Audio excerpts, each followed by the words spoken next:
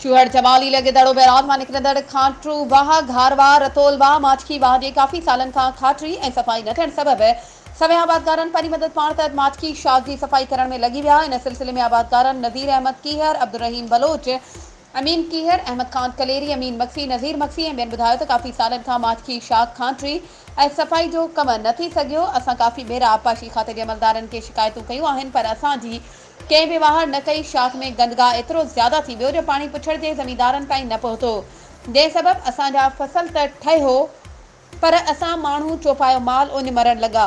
मजबूरन परी मदद पाण तहत शाख जी सफ़ाई करे रहिया आहियूं। आबादकारनि आबपाशी खाते जे अमलदारनि ऐं वसवारनि खां मुतालबो कयो त माचकी शाख ऐं राजन शाह नाले जी खाटरी ऐं सफ़ाई जो कमु कयो वञे। वधीक ख़बरुनि ऐं अपडेट्स जे लाइ असांजे चैनल खे सब्सक्राइब कयो ऐं हा, बेल आइकन खे प्रेस करणु न विसारजो त जीअं असांजी हर नई अचण वारी वीडियो तव्हां ताईं पहुची